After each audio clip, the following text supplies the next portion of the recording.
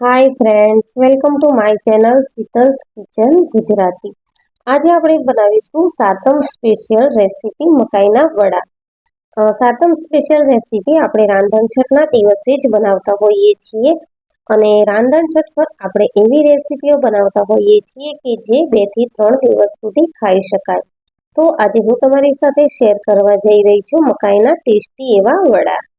તો મકાઈના વડા બનાવવા માટે અહીંયા મેં એક મોટા બાઉલમાં 2 ચમચી જેટલો ગોળ લઈ લીધો છે.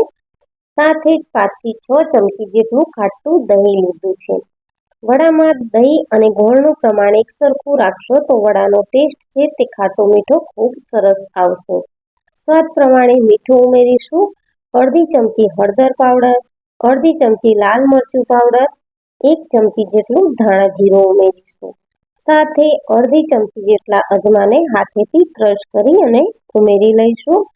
1 ચમચી જેટલા સફેદ તલ ઉમેરીશું. સાથે જ એક મોટી ચમચી જેટલી આદુ મરચાં અને લસણની પેસ્ટ ઉમેરીશું. વડા ખાવામાં થોડા તીખા હશે તો જ સારા લાગશે, એટલા માટે તમે તીખાશ તમારા પ્રમાણે વધારે ઓછી કરી શકો છો. અહીંયા મેં 2 ચમચી જેટલી કસૂરી મેથી ઉમેરી છે. કસૂરી મેથીનો ટેસ્ટ છે તે વડામાં ખૂબ જ સરસ લાગે છે.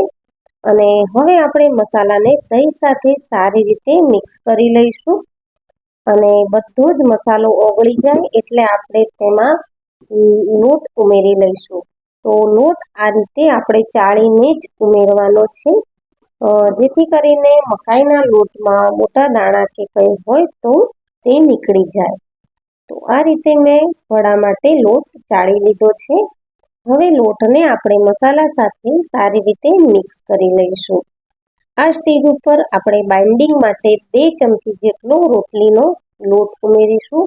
જે ઘઉંનો ઝીણો લોટ આવે છે તે, તો 2 ચમચી જેટલો લોટ ઉમેરી અને આપણે વડાનો લોટ બાંધી લઈશું. તો આ સ્ટેજ પર લોટ કોરો પડતો હોય તો તમે દહીં અથવા પાણી ઉમેરી શકો છો, પરંતુ અહીંયા મેં દહીં જ ઉમેર્યું છે. દહીં ઉમેરવાથી વડા એકદમ ખાટા મીઠા અને સોફ્ટ બનીને રેડી થશે. તો આ રીતનો આપણે મીડિયમ સોફ્ટ એવો લોટ બાંધી લેવાનો છે અને લોટને આપણે 3 થી 4 કલાક માટે રહેવા દેવાનો છે, જેથી કરીને લોટમાં મસાલા છે તે સારી રીતે સેટ થઈ જાય. 4 કલાક થઈ ગયા છે અને લોટને આપણે સારી રીતે મસળી લઈશું 2 થી 3 મિનિટ માટે, જેથી કરીને વડા એકદમ સોફ્ટ બને અને લોટ છે તે સારી રીતે સેટ થઈ જાય. હવે હાથ ઉપર તેલ લગાવી અને આપણે આ રીતે રોટલીની સાઈઝના ગુલ્લા કરી લઈશું વડાના શેપમાં, અને વડાની એક સાઈડે આપણે તલ લગાવી લઈશું. તો વડા અહીંયા મેં મીડિયમ સાઈઝના જ બનાવ્યા છે. તો આપણે રોટલી બનાવતા હોય તેવડું જ આપણે ગુલ્લો બનાવીશું. બધા જ વડા એકસાથે બનાવી અને રેડી કરી લઈશું. અને સાઈડમાં મેં તેલ પણ ગરમ થવા મૂકી દીધું છે. તો જેવા આપણા વડા બનીને રેડી થશે, તેલ ગરમ થઈ ગયું છે, તો આપણે બધા જ વડાને તેલમાં તળી લઈશું. આ રીતે મેં હાઈ ફ્લેમ ઉપર તેલ ગરમ કરી લીધું છે અને વડા ઉમેર્યા પછી આપણે ગેસની ફ્લેમને મીડિયમ કરી લઈશું. મીડિયમ ફ્લેમ ઉપર વડા તળવાથી બધા જ વડા છે તે અંદર સુધી સારી રીતે તળાશે અને બહારથી ક્રિસ્પી એવા બનીને રેડી થશે.